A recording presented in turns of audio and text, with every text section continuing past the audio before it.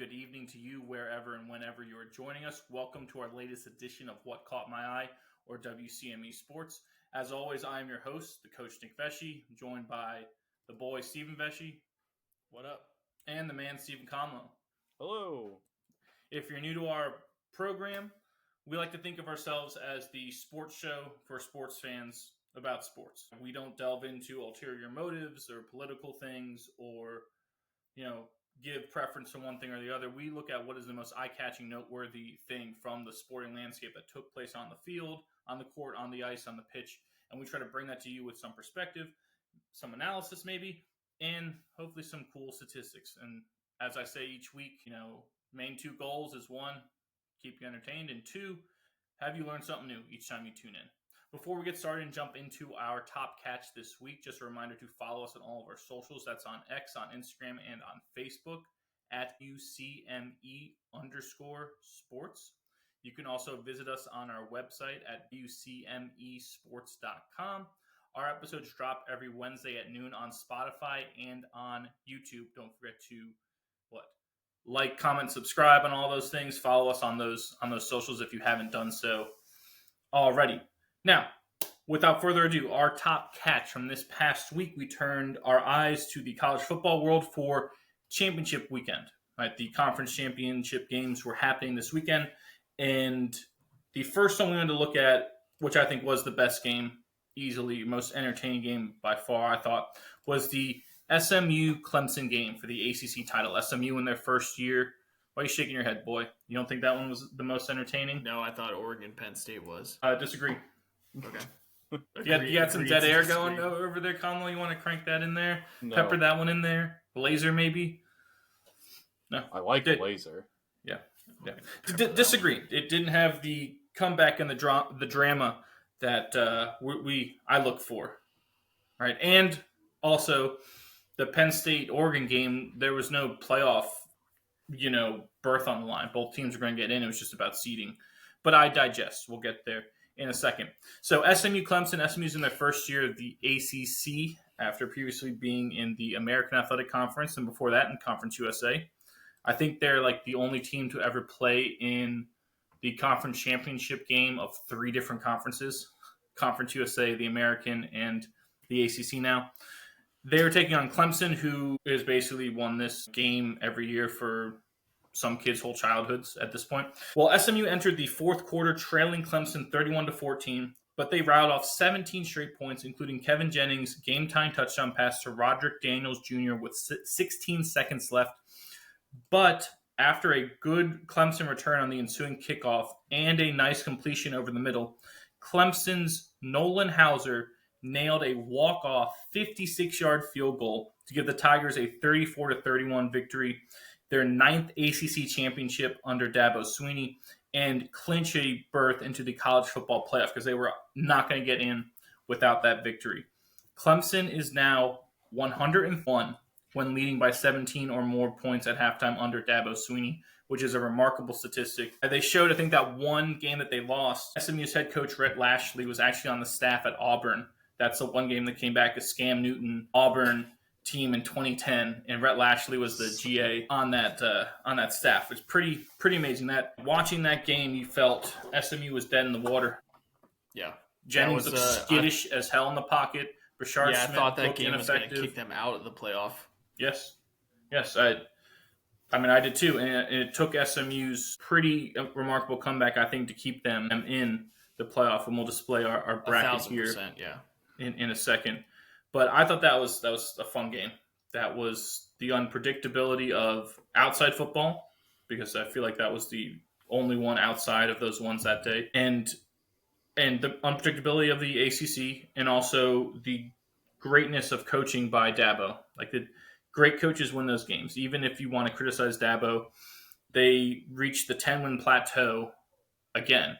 And oh my God, it's like, 9 out of 10 seasons they've got 10 or more wins? So something crazy, maybe 10 straight seasons with 10 or more wins. It's something. They had 9 last year because Tyler from Spartanburg was really upset. Sorry, Tyler. But yeah, it's something remarkable where it feels like recently, because Dabo hasn't been big into the transfer portal hasn't done it at all. Basically refuses to embrace like a lot of that NIL crap. The way he sees it, they've been kind of bashed. But again, you just look up and what the hell? They got 10 wins again? How? Right? And I think that speaks volumes to the type of coach Dabo Swinney is and type of program he's built in Clemson. I believe Clemson overall has the most ACC titles of any school in the history of the ACC, which is pretty amazing. Yeah, do you want Dabo's record here since 2011? Yes. That 2011 team, that was the team that lost in the Orange Bowl to West Virginia. That was his third year there. They went 10-4 that year. Then he went 11-2, 11-2, 10-3, 14-1, 14-1, 12-2, 15-0, 14-1, 10-2, 10-3, 11-3, 9-4, and now he's 10-3. Yeah, and yet we want to bury the hatchet on him of just like, let's bury the hatchet. We're smoking peace pipe. Yep, and it's yeah, it's crazy. He's a phenomenal Hall of Fame head coach. What he's done there is admirable, especially this year where it felt like it was a Clemson team that should have been down. Didn't feel like they had the high end talent that you normally see out of them. But their receivers were really young. They were really talented but young, and their D line's always good, but they're missing that, like, they have good linebackers, but like Jeremiah Trotter Jr. graduated to the NFL last year, and they were missing that like thumper. Yeah, Woodhouse is good, but he's not Trotter. But again, you look up and boom, 10 wins in the playoff too, which is just pretty amazing. Good for them. I love it because the shit talking from like South Carolina fans after last week. They're like, "Oh, we knocked Clemson out." Like all this stuff. South Carolina has a chance to get in. You beat your rival, and then Clemson gets the last laugh. Yeah, I mean, thus is college football, especially in today's college football landscape. Moving on to some Texas stuff right here. So Texas and Georgia in the SEC championship game. Texas's kicker Bert Auburn. Yes, his name is Bert Auburn. He does not go to Auburn. He goes to Texas. He connected on the game-tying 37-yard field goal with less than 20 seconds left to force overtime versus Georgia with the game knotted at 16 apiece. After Bert made a 32-yarder during the first possession of OT, Georgia won it when they got the ball on Trevor Etienne's 4-yard touchdown run for a 22-19 victory. It was the first SEC championship game ever to go to OT, and it's the second straight OT win for the Dogs, who won that classic against Georgia Tech last week in 8 overtimes. So, how'd you feel watching that game, Nick? It wasn't because I thought that football sucked. I thought if you swap the conference patch out there in the midfield logo and on the jerseys, that people would say this is why the other conferences suck. That's how bad that game was. And I know there's like, I saw someone that works for like On3 Sports was like, felt like I just watched the national championship. I'm like, really? That felt like the national championship to you? Well, that was awful. The drama. Just because it's a good finish does not mean it was a good game. We need to be real about that. That was bad. Like, there's great defense, and then there's bad execution and bad offense and everything in between. There were missed field goals. Texas had 8 penalties in the first half. They were completely undisciplined. There were multiple drop passes. There was a dropped interception at one point. It was sloppy. It was not a good game. But I really think if you swap the patches, people would say, God, these teams aren't good. It was reminiscent to me of like that wild March Madness game you watch where it's like, you know, all this crazy shit happens and you're not expecting it because you're looking at the seeds of those two teams. You're going, oh, this game should be like, you know, 82-80 and come down the wire. And that game turned out to be 58-56. But it was a fun game because it had all these different things. That's what this game was. It had really everything. That fake punt that Georgia ran. I was Bobo is he Mike Bobo's son? Is that what they said? OC's son is the lineman who completed that pass. Hell of a play by him. He wasn't looking. Well, because he was looking at the guy in motion to make sure he called the snap in time and knew it was going to happen. He knew it was going to happen. That I turn, I got to react to it. It actually is a fantastic play because you say quarterbacks do it all the time. quarterbacks do it all the time because they do that all the time. This lineman is not 300-pound lineman yes, that's on special teams is not doing that all the time. And the other thing too is he's further back from where the quarterback takes a shotgun snap. So the timing of that is so much different because that snap has to come back even further. So to time that up is really remarkable. But that snap they got it juice though, and it does have to be a perfect snap. If that snaps off at all, the play's done. So it's remarkable, gutsy call and a fantastic execution. Great on call. Their call. And if you saw Texas, the way they were playing their gunners, they were basically double teaming the gunners and just like beating the hell out of them. And so they had two guys that were just like staring at the gunner. And that's why the play worked so easily. Like you watching the guy on the jet sweep like come around, and one of the guys defending the gunner he's not even looking. His back's to him, and that's just enough to get the first down, and that'll move the chains. Yeah, that was a sweet play. That was pretty amazing. We talked about Kirby Smart a lot last week and his brilliance. That felt like that as well. That he, you talk about his coaching acumen. Yeah, and like how like every team is flawed, but Georgia finds a way. Mm-hmm. That's the difference maker there is the coach. If everything's even, the coach is like that X factor. There's been multiple games now quantifiable until you see that. Yeah, there's been multiple games where they have not looked good and they should have lost, but they ended up winning. Right? Kentucky game was a prime example. Kentucky, Georgia Tech, and this Texas game. Yeah. At one point, I think Texas had like 285 yards of total offense, and Georgia had 50. Yeah, and they won. That's the difference. It finds a way. Their defense stood up when it mattered most, so they allowed a lot of yards early in the drives and then stonewalled them. And I think part of that is culture on the defensive side of the ball. But a little bit of that, I think you might have to give some blame to Texas's offensive play calling and not adjusting to where you are in the field. Because that dictates a lot. That changes things a lot. So that's part of why it felt like they got so stagnant once they crossed midfield is that we're going to get 40, 50 yards every drive, but then we're going to stop. And then what happened here, right? So thought that, they needed to make some adjustment. I said this last week, why can we not see a college team run a designed rollout for a quarterback? Get him on the edge, get him moving, make a read easier, and just run a flood, flood 3 levels, and do that to give him an easy thing. Put him on the move, and if it's not there, he tucks it and runs it and gets a few yards. Like that, it seems like an easy thing to do if you're stagnant. But we never see it. No, I agree. That don't happens get it all the time in college sports. Like, I've watched how many times West Virginia do that with a mobile quarterback. For some reason, they kept him in the pocket and said, "Try to beat people with your arm." And then, if nothing's there at that point, then run around. But it's a lot harder to do that when you're stuck in this pocket than if I break contain. Correct. And it's an easy way to just get a nice completion or a nice little, just get the adrenaline going, get it just move. All right, let's get past, let's get moving. Yes. Let's get some rhythm. I agree. Give a different look to the defense. You're making those D linemen now chase you. That's another thing that is discounted, that those guys are really big and they get tired. And they're going full bore, because if you don't go full bore, like 100% on that defensive side of the ball, you can't make plays, you can't get stopped, and you can get hurt, right? Make that backside D tackle, who might be playing 3 technique, maybe even further out, make him chase that quarterback, right? Instead, we're standing there and make it easy for these guys.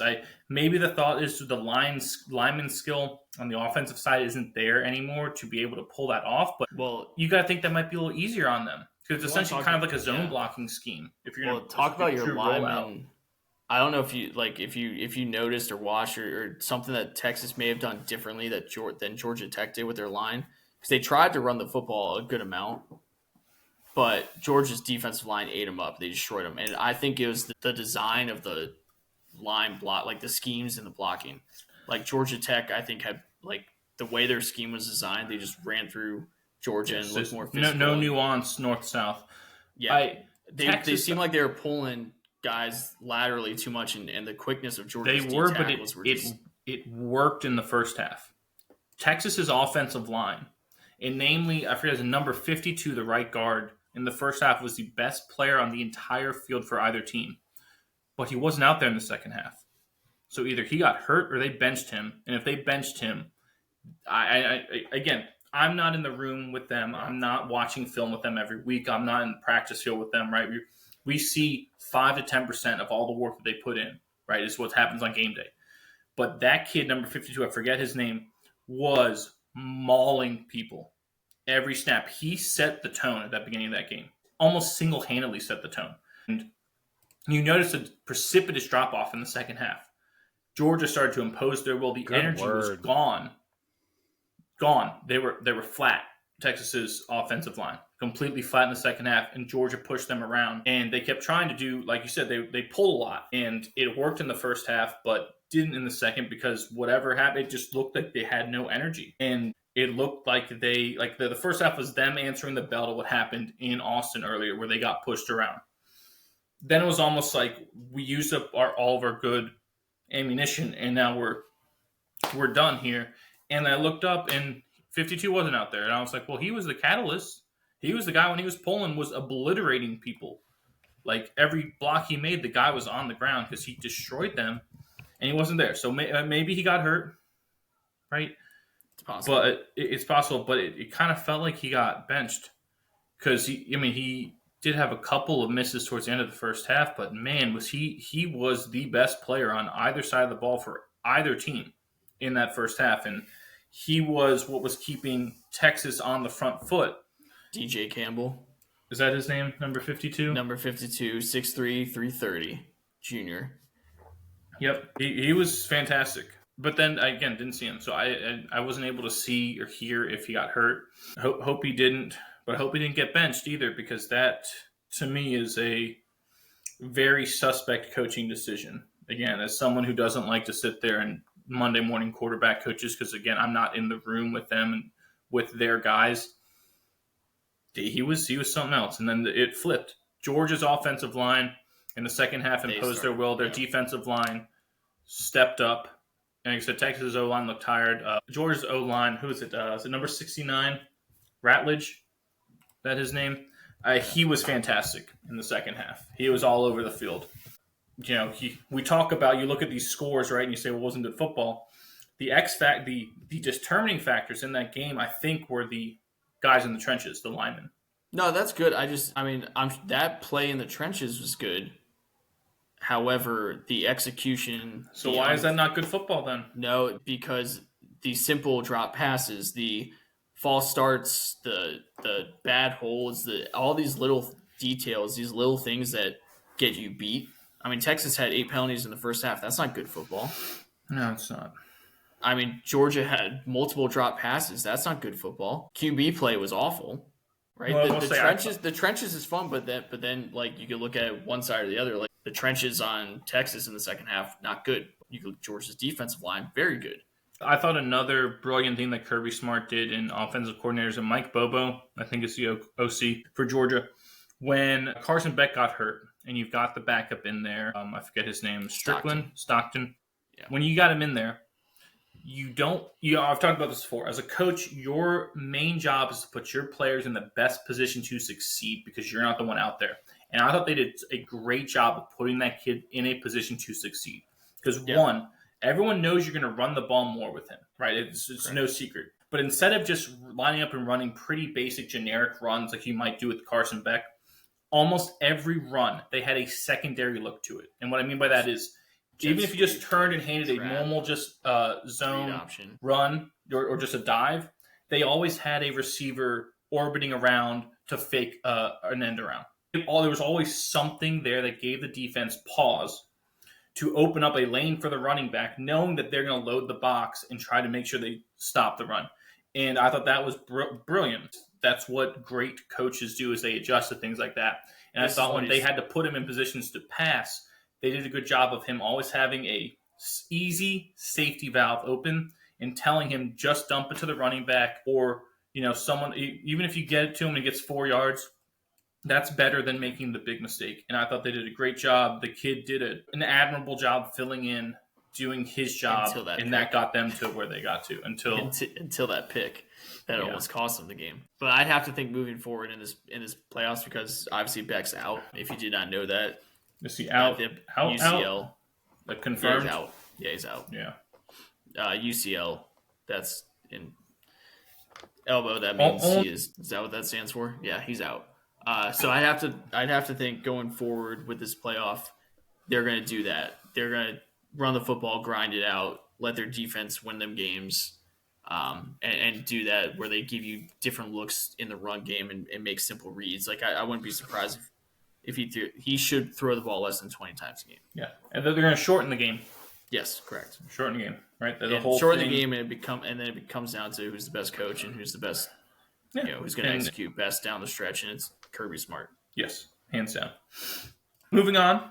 I'm going to keep moving on. When we finish, and I'm going to put the bracket up. Can we see that while we keep going through this? I think almost all these have to do with playoff teams, but I want to touch on Boise State and Ashton Gentry. He had his 8th career game of 200 yards or more. That's the most in Mountain West Conference history. Did that in Boise State's 21-7 victory over UNLV, the Fighting Guy Fieri's, in the Mountain West title game, and that clinched Boise essentially a spot in the playoff. It's their 2nd straight Mountain West title, and I believe Boise wound up with the 3 seed in an automatic bye into the second round as a result of this. They went 12-1. Is that what they ended their regular season as? 12-1. 1 losses at Oregon by 3. Correct. So a very well deserved, absolutely, accomplishment for them. Absolutely. Another 1-loss team who did not make it, but is worth noting here. This is the only one that doesn't have playoff stuff, but it was fun to watch. Army, West Point, U.S. Military Academy. They beat Tulane 35-14 for the American Athletic Conference of American Athletes title in their first season in the conference. Army finished, or not finished. They're 11-1, and they will face Navy next week in the Army-Navy game, America's game. And next week, the Commander-in-Chief's trophy will be on the line, which is the trophy given to the team with the best record against each other, Army, Navy, and Air Force. Well, Army and Navy both beat Air Force this year, so that means the winner of this game claims that rivalry trophy. And this is only the 5th time since 1978 that both teams beat Air Force. Therefore, the Commander-in-Chief's trophy is on the line this coming weekend, which is kind of cool. Adds another bit of it, little wrinkle to it. It's also cool that both teams are very good. Navy finished their regular season 8-3. So, I mean, we're looking, combined 19-4. That's fantastic, right? That's going to be a great football game. In a while, or maybe ever. Yeah, and with Army versus Navy. Yeah, usually there's like one team's good, the other team's not, but it becomes a great game because it's Army-Navy. Yes. But, yeah, that's awesome. I wanted to get that one in there. Moving on to your conference, boy, the Big 12. Cam Skattebo of Arizona State. He had 102 yards after contact en route to 208 total yards, 170 total on the ground, 3 touchdowns in the Sun Devils' 45-19 triumph over Iowa State in the Big 12 championship game. It's Arizona State's first outright conference championship since 1996. Doing so in their first year in the conference. To finish last. Yes. Preseason. Yes. The pick to finish last, like you said, Kenny Dillingham, 34-year-old, 35-year-old. Something around there, 34, 35. Mid-30s-year-old head coach of Arizona State. I think they also showed, the media people before the year did a power ranking of the coaches, and they threw him dead last. Right? Yeah. They picked him dead last. They threw Dillingham dead last under the bus, and they come out and wallop a excellent Iowa State team with a very, very good coach in Matt Campbell. And without their top receiver, too. Yes, no Jordan Tyson, who's fantastic. Arguably been the best receiver in the country the last 6-7 weeks. So very, very impressive there from the Sun Devils. That's a team I don't want to play. No, they're gonna do the little things. They're gonna do the right things. They're gonna run downhill. Cam Skattebo is awesome. Yes, he is. His balance is off the charts. Yes, I told you before, he reminds me of Maurice Jones-Drew. And if you throw in some of McCaffrey's receiving, because he's a very good receiver. Right? He's a good receiver. Second leading receiver on the entire team behind Jordan Tyson, right? So, but it reminds me of Maurice Jones-Drew, where it's like you think you have him tackled because he's surrounded, but yet somehow he just like squeaks his way in there and like squirms his way, and you got a 40-yard gain out of nowhere. Right, same like Maurice Jones-Drew doesn't have like that finishing breakaway speed. MJG didn't have that either, but just consistent, hard to break down, incredible balance, low pad level, in tough as hell, and you can't fun measure to watch. Toughness. Yeah, yes, yeah, it was a lot of fun. And the last college football game of the weekend I want to touch on was the Big Ten championship game that the boy said was his favorite game of the weekend. Oregon, they remained the lone unbeaten team in college football with a 45-37 win over Penn State to claim the Big Ten championship game in their first season in the league as well. So you had them winning the first year, Army winning their first year, Arizona State winning in their first year. Pretty impressive stuff there. Tez Johnson of Oregon was SMU. Electric. SMU lost. Jabroni. Yeah, but they almost did. You almost had four.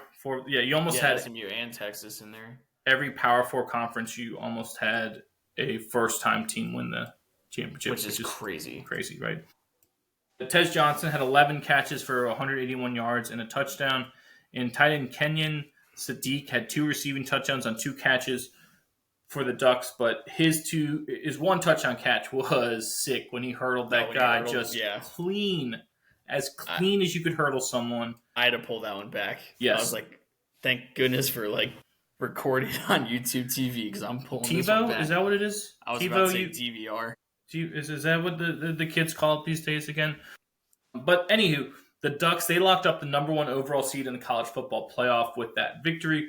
And that brings us to our bracket here, as some of you may have been analyzing and looking at as we were talking. So your top 4 seeds, you had Oregon number 1. You have Georgia slotted in the 2 spot as the SEC champion. Boise State earned the 3 spot as being the 3rd highest ranked conference champion. And Arizona State earned the 4 for being the 4th highest ranked conference champion. I would argue when you look at the final, like their final seeding, like their rankings, Arizona State is still pretty low. Like if it weren't for Clemson, they would have been the 12th seed. I kind of disagree with that. I would have Arizona State ahead of a lot of these other schools because again, I do not want to play Arizona State. They should be ahead of Tennessee and Ohio State. Correct. Any 2-loss team that did not play in a conference championship, Arizona State should be ahead of. And I don't know why that was like we can't put the Big 12. The Big 12 stinks. It's that, and it's also the fact that what we said earlier that they were picked to finish last. Yep. That's the same way reason we've talked about this before. Utah, Indiana wasn't. They'd be up there. Yeah, Indiana wasn't. Expected to do anything this year, but they get in the playoff. They'll face Notre Dame in the 7-10 matchup.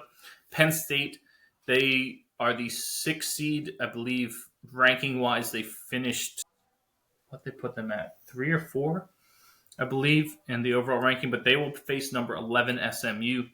Number 8 Ohio State faces number 9 Tennessee in Columbus, and then number 5 seed is Texas. They take on Clemson, who's the 12 as the last remaining conference champion, the lowest ranked team in the playoff.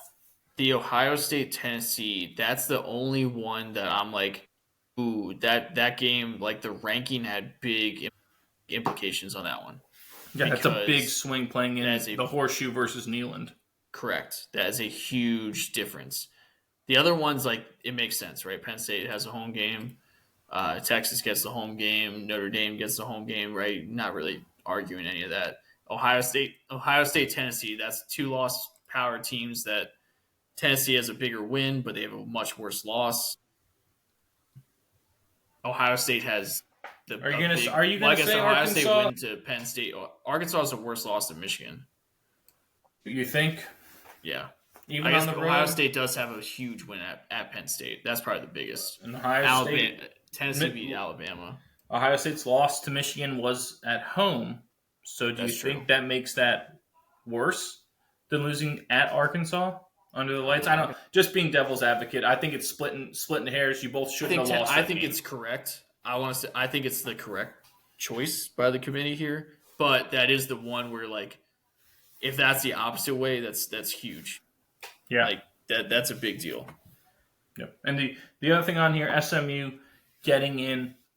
I know I love it. I don't give pissed about nothing, but the Tide audience is probably not happy about that. And if you do look at the coaches poll and the media poll, they both had Alabama ahead of SMU. However, a couple things to take into account there.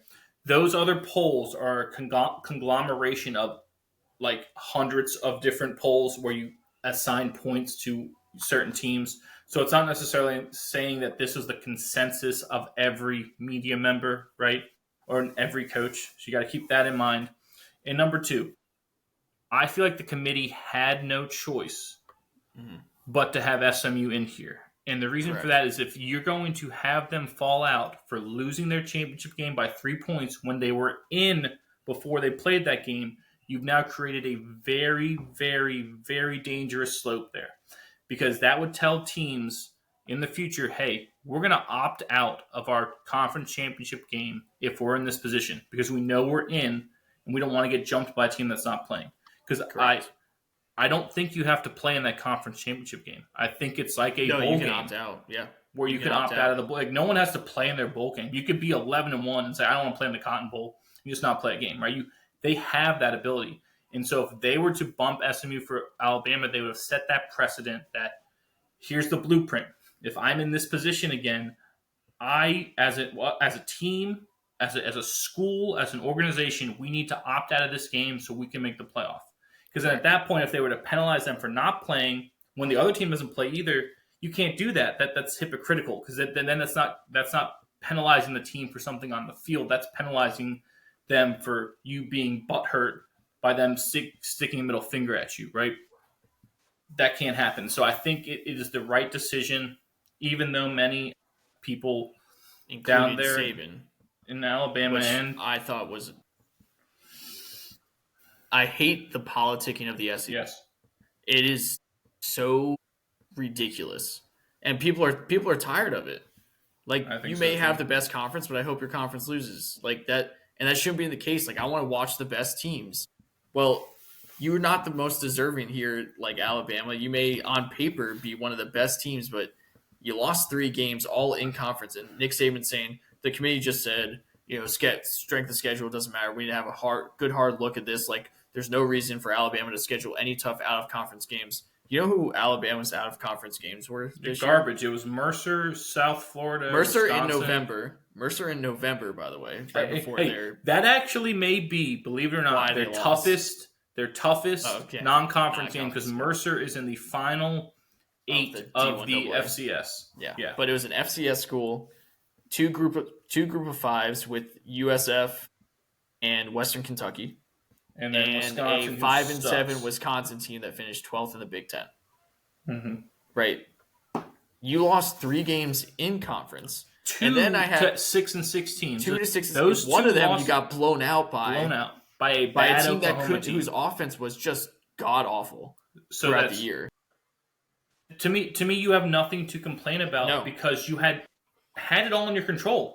It was beat Vanderbilt. Win one of those games, and you're in. Yes, correct. Win one of those games, no problem, and you're in. As good as Vanderbilt was this year, and we talked about it, how much we love watching them play. It's still Vanderbilt. And you're still Alabama. Do not sit there and freaking complain. You were a 24-point. Yes, you had the opportunities. Favored against Oklahoma. Yeah, and what I heard was people need to understand the gauntlet of the SEC where. Like Saban said, after you play Georgia, it's really hard to get your guys back up for like the Vanderbilt game. Like, so we should give you an excuse. So we should give you an excuse. We should give you a free pass because you lost to Vanderbilt just because you played Georgia the week before. That's the same. So would Kirby Smart have made that excuse if Georgia had lost to Texas? That man, we just played a tough rivalry game in 8 overtimes. I couldn't get my guys back up to play against Texas. No, he would not. It's an asinine comment. As much as we love Nick Saban. I love You're Saban. Right. And he's it's the about best coach the brand. Ever, but he's got to support his brand in the to have him on there politicking for Alabama and for the SEC. I think is a joke. You have to be able to. Now you're part of ESPN's College Game Day. You have to be able to sit back and look at this and go, we don't deserve to be in. or not we anymore. Alabama does not deserve to be in. No, they didn't. They didn't. You can't have 3 losses, not get to a conference championship, and then have SMU lose their conference championship by 3 and say, no, we should just be in because SMU didn't beat anybody, they didn't play anybody. But you know what they did? They didn't lose to anybody. That's correct. Right? The committee, the only reason why Alabama was in that position in the first place is because the committee looked at strength of schedule. Because of their strength of schedule, they said, your 3 losses, like we see these tough games and these wins, we'll still put you up there, and you're still those wins trump your garbage losses right. too. But what happens is that the committee is punishing teams for losing to bad teams, which I have no problem with because you have to take care of these other teams. SMU took care of their schedule. They went undefeated in the ACC. Maybe they didn't have they had, 60th strength of schedule, whatever the hell that means. Maybe they didn't have the strongest schedule, but they won. They didn't slip up against Vanderbilt in Oklahoma. Yeah. Right? And those garbage teams in the ACC are just as garbage as Vanderbilt and Oklahoma. Yes, they are. They are. Don't try to sit there and tell me, it's Oklahoma. Them at 6-6, they got there, and if it were whoever Pitt, if it was Pitt who went 7-5, lost their last 5 games, if it were them, they would have finished 3-9. You don't know that. I would argue they wouldn't have. Correct. Right. It's too. When you looked at the teams, when you looked at the teams in contention, right? Yeah. Only Notre Dame had worse losses or worse one loss than Alabama. Every one of these other teams that are up here, their losses on the year are nowhere near as bad as Alabama's. Only, right? Ohio State and Tennessee, you touched on, those are the only ones that can rival what Alabama did. Every one of these other teams did not lose a bad game all year, and that needs to mean something going forward. It's not just about who you beat, which needs to mean a lot. It also has to be about who you lose to or don't lose to. The SEC is basically threatening to take their ball and go home. Yes. That's what they're doing. Like Greg Sankey's doing it. They're like, we need to really have a discussion about what the committee's looking at because I don't get it. Like the committee punished you for losing 3 games. It's very simple. You didn't earn your way in. Yeah, no, and you're upset about it because you thought the deal you made, Sankey, with this, you thought you were going to get your 4 teams in. Yeah, and you didn't. And you brought in Texas and Oklahoma. Like that was on you. For your downfall. Yeah, I mean that was on you doing that. Now they're gonna restructure this again next year. Probably people don't like the way the seedings are, the automatic buys there with the. Yeah, so I mean, in reality, and the reason this was set up this way is because in a fairly normal year, it would have worked out that those 4 teams of the bye would have been ranked probably in the top 6. Yeah, right? Normal year. This year is different. Every year is different. Those buys and the automatic conference berths are there so that people like the SEC don't push their way in and squeeze everyone else out, and that there's a representation of teams across the country, and this doesn't just turn into an SEC tournament, which, while that may be fun to watch, is not a full representation of college football, right? So that's why those automatic berths are in there. What they probably should do is that you get in automatically with the 5 highest conference champions, but that doesn't determine your seeding. So like the top 4 seeds are still the top 4 teams in their playoff ranking. And that maybe, of those top 4, like it would have been this year, 2 of them are conference champions, the other 2 aren't. And then maybe, somewhere along that line that I think would have made Arizona State the 11 seed, would have made Clemson the 12, I think, or something like that. Made Clemson the 12, SMU the 10, Indiana would have been, I think, 9. You know what I'm saying? It would have changed those seedings. It would have made the top 4. I think would have been like Oregon, Georgia, Penn State, and Texas. I think would have been the top 4. And I think that's what's rubbing people the wrong way is, hey, wait a second. Arizona State, why did they get a bye for that? For in their conference, but again, that was put in there. Those automatic. This was agreed upon. Yes, this was kind of the compromise to make it so it didn't turn into a Big Ten SEC playoff, right? Because that's what they wanted in the first place. Yeah. People are upset. Yeah, a lot of people are upset with the way Oregon, like they get the winner of Tennessee, Ohio State. I would congratulations. Well, Tennessee and Ohio State, honestly, on the field, they haven't looked as good as they have been. Like, that's just big brand names. Yes, they're just as flawed as everyone else. Yeah, and I don't buy that. Dan That's Lanning more was difficult. Dan Lanning was like, I don't care. Yes. He said his player, this is the culture now at Oregon that he brought. He said his players like text him, be like, we'll go play in the parking lot. Like, let's go play whoever. I don't give a shit who it is. Let's go play right now. Like that's the culture. That's Oregon right now. They like you can't look at this and say, well, like the easiest path is Penn State, which is what everyone's saying. And Texas, like how do you know that SMU might show up and that's a QB you've never seen before? Yes, right? A running back you've never seen before. Boise State, it's a running back you've never seen before, and they get healthy, by the way. Yes, and what I would say to those things is that happens all the time in the basketball tournament. Yes. We always look at who's got the toughest thing, and sometimes people look at it because those things are determined supposed to be based solely off of where they rank these teams. The committee does, right? Not necessarily, so-and-so team, we would have, if we did a top 25, they'd be here, but because we don't want them to have to play UConn, we'll move them up here. So, it's not shit like that. Like, I think last year, I want to say UConn's path seemed to be the toughest, or one of the years, I think it was this year. Their path as the number one overall seed looked to be the toughest. Yes, because of who they were playing. But no one sat there and boo-hooed for UConn and said, "Oh, what a travesty that the number one seed has to play the toughest schedule." Because in reality, they're all equal, and madness can equally ensue across all these platforms and games. So. I don't buy that crap. You have to win 3 games, right? Yes. It's hard to win football games. Yeah, we're going to finally have a national champion earn it all on the field. Like, if Oregon loses to Tennessee, Ohio State, they didn't deserve to win, right? I agree. You gotta win your games. And Dan Lanning has said it. He's like he said about these teams, the SEC teams complaining with 3 losses, like, win your games and it's not a problem. Agreed. Yeah. So...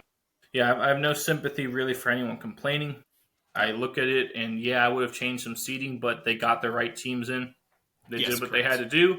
And like you said, boy, now we get to see something decided purely on the field with no, boardroom in place from here on out. It's just who beats who. Doesn't matter if it's by 1 or 50 or 780 because you got Ditka over there on the sideline. It doesn't matter. Moving on, before we move on to some NFL stuff for this week, I wanted to talk about the Heisman Trophy. That's going to be awarded on Saturday, this coming Saturday, I believe. And they announced their finalists for the Heisman Trophy, who will be in New York. I believe it is Travis Hunter of Colorado, Ashton Gentry of Boise State, Cam Ward of Miami, and Dylan Gabriel of Oregon. I had my top 10. If I were voting right now, these would be the top 10 people I vote for. Just wanted to see what you would react to, because I don't agree that those would be the top 4 people. Those wouldn't have been who I invited. So the winner I have is Travis Hunter. What he's doing to me is very Shohei Ohtani-esque. And Ashton Gentry is playing the part of Aaron Judge, where they're both doing things that no one's ever really done before, but Judge is just doing this one thing, right, and doing it incredibly well, like Gentry is running the ball and breaking records. But Ohtani's doing something we've never seen before, where he is doing things on both sides, the pitching and the hitting. Same thing here, I think, with Travis Hunter. He's doing things on both sides of the ball we've never seen. I think he was a 1,000-yard receiver. Yes. He had like 3 or 4 games this year where he had an interception and an offensive touchdown. That is absurd. And I don't want to hear from people that, like, oh, well, Charles Woodson played some offense and all these other guys. They didn't play nearly the amount both ways that Hunter's. Hunter's literally playing just about every play of the game. So he is the best player in the country. He should be the one who wins this trophy. I like Gentry, but do you factor in what the team has done and the value to their team? Well, would they go 9-3? Yeah, but Boise State went 12-1 with a bye, and Gentry has been putting up astronomical numbers. Yeah, well, I as we said before, the rest of that Colorado team outside of like Hunter, Shador, a couple receivers, and Shiloh is not good, very bad, right? That they're not where they need to. So that's where I factor it in almost better. Gentry's got a better team around him. Hunter doesn't. Hunter may have a tremendous quarterback who's on my list here as well, but no, he's the best player in the country. He's the one who deserves to win this award the most. He's doing something that we've never seen. Minus 5,000 or something. Is that good? Yeah, it's basically like I think it was something like it was like a 96 to 98% chance that Vegas is giving him. He's going to win. Yeah. At number 2, I have Ashton Gentry, like who we said. At number 3 is Tyler Warren. That's who I would vote for number 3 on Penn State. He's unbelievable. In terms of best football player in the country, which is what this is, he's the 3rd best player in the country, in my opinion, based on the things. He's literally their entire team. Yeah. Right? And he's so really good. He's phenomenal. Right?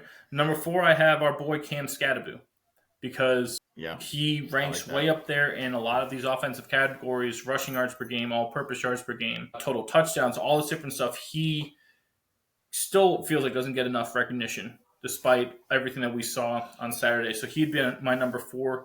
Number 5, I have Shedeur Sanders. I would, in my opinion, the best quarterback in the country. I agree.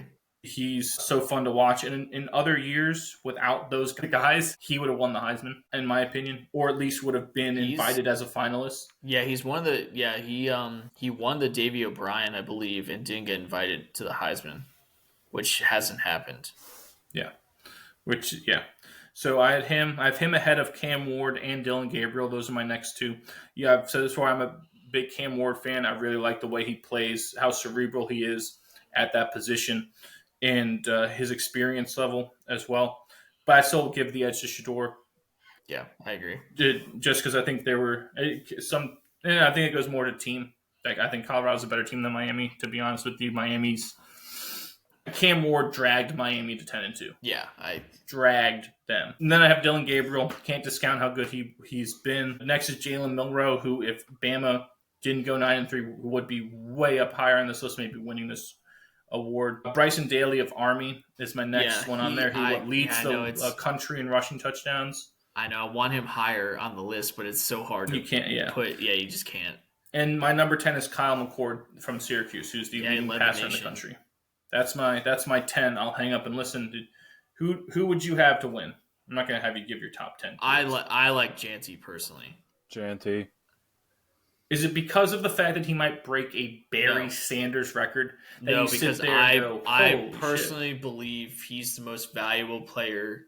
I understand Travis Hunter does it both ways and plays every single down, so it's hard to like say Gentry's more valuable. But I believe he carried his team to the postseason to a bye. I mean, he dropped almost 200 yards on Oregon, 3 touchdowns. He's been injured for a few of the games and dinged up, and he still put up these numbers. They sat him out for like 4 games, I think, in the second half because they were destroying teams. His numbers will look better. He would have broken the record if he played. I think Barry Sanders sat like that too in some of his games because they were killing teams. So I don't doubt it. It's what happens. Yeah, but byproduct of being that good. I like your comparison of Gentry being Judge. Yes, because he did put up unreal numbers. That's like if you put an American League and National League for like college football, like they'd be the unanimous MVPs, right? Yes, agreed. That's a good comparison. I have no problem with Hunter winning. I prefer Gentry. It's really weird actually if you look at all these polls that everyone does on social media. They're like 80-20 Gentry for Heisman.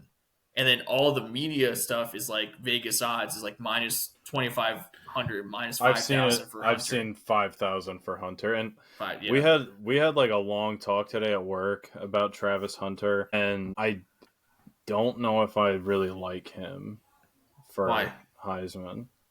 Because he isn't like, I feel like because there's better players at both positions for him. Like, is the big argument for him just the fact that he's doing it and he's seeing more snaps than anybody? I just really don't understand it. He's doing it at an elite level, both sides. It's like there Ohtani, might be like where 3 guys. Yeah, there might be 3 wide receivers better than him, and there might be 1 or 2 corners. Yeah. Maybe one. I would actually argue. I think Hunter's the best corner in the nation. He's doing those 2 things so elite. That's why, like, they're like McMillan, right at Arizona, I think is the best receiver in the country. Yeah, he's finalist for that award. I think Nash at San Jose State is the other finalist. What about and I forget the other one? I mean, if we're talking about like best corners, what about? Isn't there a guy on Kansas who's supposed to be really good? He's very good. Mello Dotson, is that his name? Mello Dotson, not Aqib Talib. He went to Kansas. Yes, he did. Yeah, there's a guy in Michigan. Will Johnson had a down year though. There was I forgot the other one I was just about to say, but yeah, you got some guys. But again, yes, Kamlo, I understand your point is that he may not be the best at either one of those positions in the country. But the fact is that he's not top 5 at each of those positions in the country. It's like Ohtani. Ohtani's not the best pitcher in the league, but he's top 5.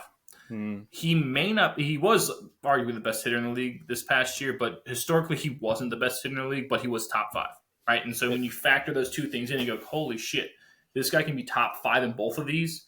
Imagine if he just did one, he would be the number 1 in that, right? Does that hurt his draft stock at all, you think? No, I think it helps it. I think it helps too. What I would do with him in the NFL, because it's basically impossible for him to do what he's doing now. Obviously.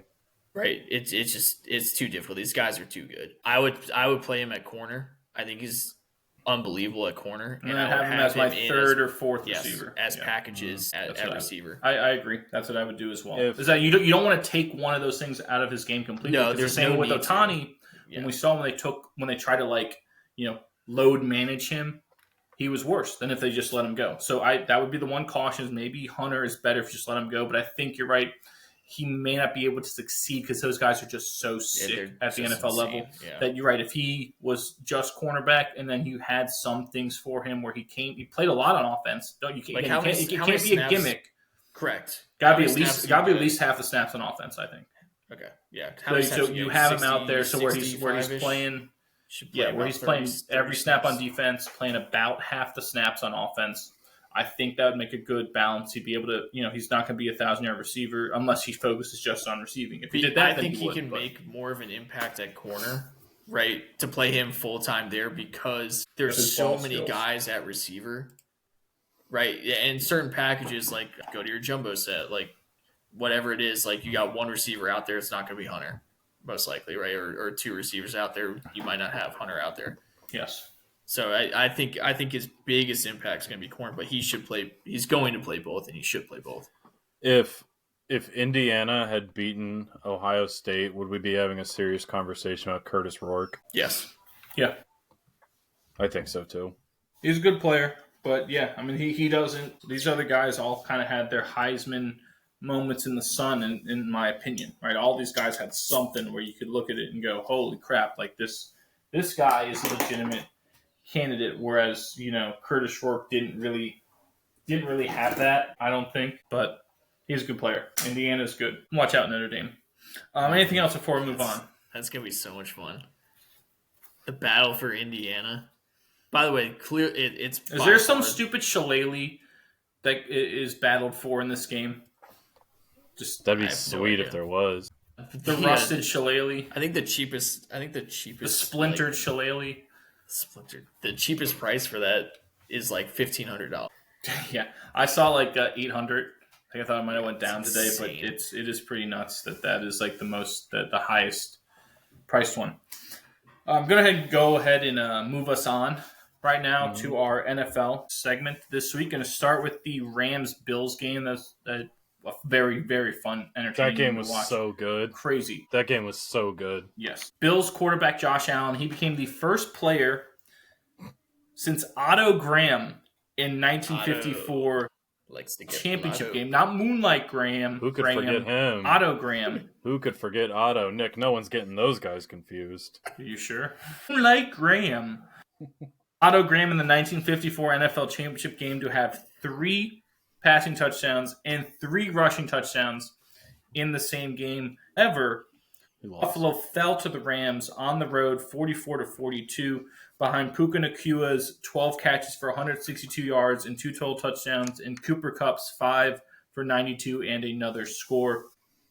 Crazy, right? It's nuts. It looked, but basically Buffalo needs to shore up some stuff on this in the secondary Their dudes are running wild and free, and it doesn't help that you've got two of the best receivers in the entire league in Nakua and Kupp running free and finding those openings with a good quarterback like Matt Stafford. But, man, Josh Allen is proving to be just as valuable as any player in the league right now. Yeah. He's fun to watch. I think he broke the all-time fantasy football points record that I think Michael Vick held it. Did he really? Yes. It was like 105 points or something crazy. No, he did. In a standard format, it would have been 105 points. Yeah, hold on. I'll get the exact figure. So what, we could probably figure 3 passing touchdowns is, 12? 3 rushing touchdowns is 18. 3 passing touchdowns that's 12? That's not, he doesn't get 6 for those? What leagues are you playing? It's been a while. I quit fantasy. I don't remember. Because of the scam. My team was so bad. It's been a while. My team was so bad I stopped paying attention. I used to be very good at fantasy. It took up too much of my time and effort and anxiety and pain. Really, just pain and hurt. So I stopped. But it was 4 points for a passing touchdown, 6 for rushing. Sorry, I was way off on Yahoo's. On Yahoo's fantasy, the way they do it, I guess it was 51.88 points, that can't surpassing Michael Vick, who had 49.32. Wow, most points in a single game by a quarterback. 51.88. Yeah, I'm looking at it. That's pretty crazy. And the person who had him won by 1 point. Jeez, how's that happen?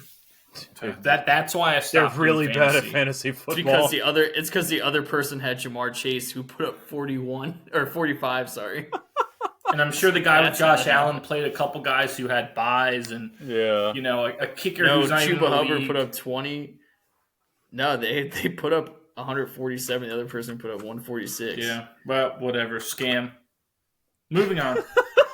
Moving on to the Chiefs. The Chiefs. Matthew Wright hit the walk-off 31-yard field goal to give Kansas City another nail-biting close win, 17-14 over divisional rivals. They can't keep getting away with it. Fighting Jim Harbaugh Chargers. Matthew Wright is the third kicker for the Chiefs, with Harrison Butker and Spencer Schrader, to make a game-winning field goal as time expired this year. Right. No other team in NFL history has ever had more than one kicker do so in a single season. The Chiefs have had 3. Why? What has happened to their kickers? Butker got hurt. I don't know what happened to Schrader. He might have gotten hurt, too. I hardly know her. Schrader, I hardly know her. Thank you. And that's our show, folks. Next week as we make more bad dad jokes. More my favorite dad joke. Yeah, that one is definitely your favorite. Yes, it is. Nailer? I hardly know her. The win wrapped up the AFC West for Kansas City for the 9th consecutive season. Not fair. But it's amazing.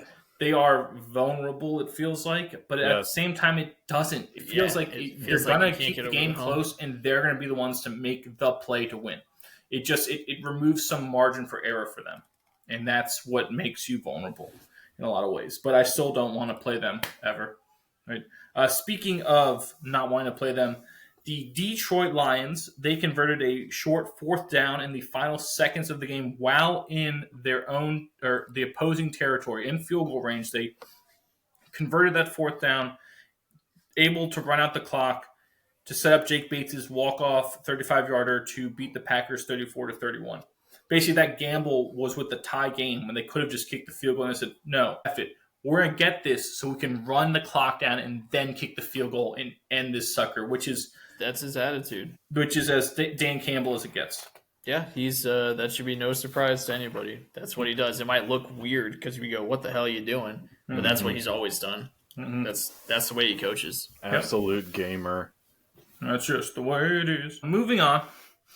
The Miami Dolphins kicker Jason Sanders hit a 52-yard field goal with 7 seconds left to send Miami's divisional tilt with the Jets into overtime. In the extra session, Miami's Jonnu Smith caught the game-winning touchdown pass from Tua Tagovailoa to give the Dolphins a 32-26 victory and keep themselves in the playoff hunt, believe it or not. A team that was left for dead not that long ago is still in it with the 6-7, I think is what they are. Yes. Yeah, still very much alive with some other happenings going on. We'll get the standings pulled up here as we wrap up our last couple football ones. In Minnesota, Sam Darnold threw 5 touchdown passes, 3 to receiver Jordan Addison, and 2 to receiver Justin Jefferson, who had 133 and 132 yards receiving, respectively, as the Vikings beat the Falcons in the battle for Kirk D. Cousins' heart, 42-21, to keep pace with the Lions in the NFC North, as they are, I think, 10-2, and the Lions are 11-1. Vikings are 11-2. 11-2. Lions are 12-1. Forgive me, if you Father. Can see my screen here. I can't. It's very, very small on my screen, but I am looking at it. But yes, they kept pace with the Lions in the NFC North division. And then last night on Monday night, the Cowboys, they blocked the Bengals punt.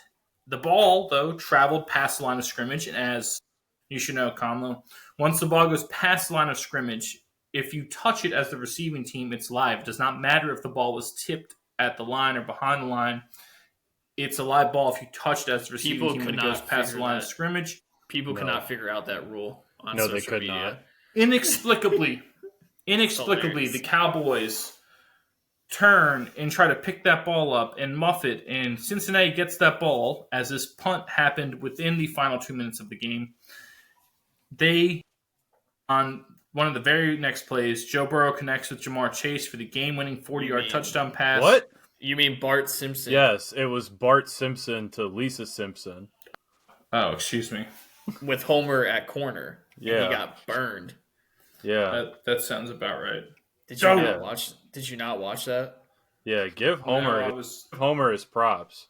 Something I learned from that game is that he was throwing darts. Homer could eat so many chicken wings that his record-setting number has a comma in it. They had Simpsons trivia the whole time. Do you remember, boy, I know you remember this episode when Homer sells his soul for a donut, the Treehouse of Horror, and he goes into hell, and they're saying, "Oh, you like donuts? Well, how about all of the donuts in the world?" He goes, "Okay," and he just keeps shoving more, and he eats all of them, and the demon is like, "What the hell? What's going on?" So, yes, that doesn't shock me at all. That's what Homer's records are. And something I learned: Mo Sizlak is a dog at linebacker. Oh my gosh, he clamped. Oh my god, it was Kid Gorgeous. Then Kid Good Looking, then Kid Presentable, and then Kid Gruesome. Why didn't you make it to the big time? Well, I got knocked out 50 times in a row. That plus politics, it's all politics. Hold on. Stevie, stop sharing your screen for a second. I'm going to share the Mo Sizlak clips and Nick can see it. Dead air. Yeah, here it comes. I don't want to unmute it because Instagram videos are so loud. Watch this play. Read, diagnose, kill. Mo. Voiced by the incomparable Hank Azaria, by the way. Yes. Is Mo. Oh my gosh, it was so good. That was awesome. Goodness. The Simpsons broadcast they did I will say that was better than the Toy Story one. Yeah, the Toy Story one was good, but you could tell that it was very much like a test product. Yeah. And I think every time they do this, it's just going to keep getting better because the Simpson one was really, really good. That was fun to watch. That was a lot of fun. Well, anywho, the Bungles beat the Cow somethings 27-20. Jamar Chase had 14 receptions for 177 yards and 2 touchdowns as the Bengals kept their slim playoff hopes alive, and the slim playoff hopes of the Cowboys took a big hit. Even though both teams are at 5-8, that felt like a winnable game for Dallas, and not winning a winnable game for them is a massive mountain to climb. Whereas for Cincinnati, this feels like it gives them life. But man, the touching of the punt is very. It's frustrating and sad. And to me, watching that, I was like, you know what? There's not a single Belichick Patriots team that would have ever done that. There's not a single Pittsburgh Steelers Mike Tomlin team that would ever do that. No. Right? And to me, that is the difference between the Cowboys and teams that win. It's not the Cowboys that would do that. The Cowboys, while have good intentions and a lot of things, are misguided a lot in what they do. And they don't develop players the way they should, and they invest too much money in the flash and the skill as opposed to the football player that we want.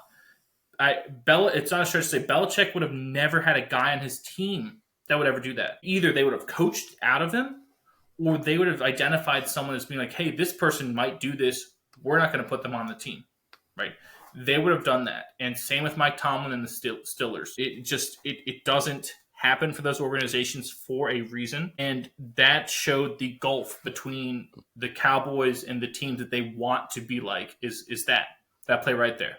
Mm-hmm. Right. And I said inexplicable was the word I used. It's sad almost to watch it. Watch a professional. And again, we're not the ones in the arena. We're not the ones playing. But my God, is get away from the freaking ball is what you are supposed to be taught forever. Ever. Get away from the ball. Do not touch it. Right? Doesn't matter if it was blocked or not. Don't touch the freaking ball. But yet we still watch it happen and cost a game and maybe a playoff berth. But you know what? At the end of the day, Dallas probably is in their best interest to lose out and get a better draft pick and see if they can add something substantial to their team that's not just some splashy large contract extension for a skill position. But whatever. I digest. Moving on. Anyone else have anything NFL-wise? Homer, Bart, Lisa? Was Marge out there? Lisa, yeah, Marge was there. In the stands, yeah. Lisa the crowd was going wild for Barney. Yeah, Barney had a run. Yeah, he had like Barney a 15-yard had a run. He was rumbling, stumbling, bumbling. And now in all seriousness, Joe Tessitore did an awesome job. Yeah, Tessitore is really good. Yeah, it was Tessitore, Orlovsky, and Mina Kimes. Was Willie out there? Yeah, Willie was in the stands. I'm so drunk. He said he was barely see. He was. He had a sign that said he was rooting for the grounds crew. There was definitely, and they definitely cleaned it up for kids too. They had it looked like a Seinfeld-esque set, where it would be open on one end for the studio audience. And that was where the team hung out on the sideline, but it was Moe's Juice Bar instead of Moe's Tavern, Yeah. It was really, really good. It was fun and enjoyable to watch, and I hope gave a halftime speech that was good. Yeah, that was pretty good. I saw that. Yeah, it was definitely fun. They had to make it the Juice Bar instead of the Tavern because in Universal it was on Disney. In Universal Studios, you can go into Moe's Tavern. Any child can walk in there. Well, I saw children in Moe's Tavern. It's not like Tessitore tiptoed around. He's like, "Oh, Moe's Tavern is healthier today. It's Moe's Juice Bar." Mm-hmm. He did say it. Let me throw something at the TV screen. Moving on. Maybe the implication is athletes don't drink. Moving on. Get into some college hoops. UConn. Let's start there. They overcame an early deficit to defeat Baylor 76-72 in stores. Hardly know. Thank you. Liam McNeely led the way for the Huskies with 17. Though the most noteworthy thing is that each team, Baylor and UConn, featured a player from Leesburg, Virginia. The only town, city, municipality, whatever, represented by both squads in that game was Leesburg. Jeremy Roach on Baylor and Solo Ball on UConn. Kind of wild. Yeah. None of which played at the public high schools there. Probably not. The only guy I played against, Nigel Johnson, who played at Kansas State and played at UVA. He used that broad run for his junior year and then was like, ooh, this guy's really good. He needs to go to a private school. Yeah. I mean, that's it is really rare to find someone from a public school make it in Division I basketball. It's kind of wild. You don't see it. Mac McClung was one of them. I mean, he went to public high school in bumfuck Southwest Virginia, Georgetown, then Texas Tech, then slam dunk champion. Yeah. Mac McClung. I think he also broke Iverson and J.J. Reddick's Virginia High School League scoring record. Love J.J. Reddick. Which is crazy. Where's J.J. Reddick from? Roanoke. Is he really? I don't think he was born there, but I'm pretty sure he went to high school in the Roanoke area.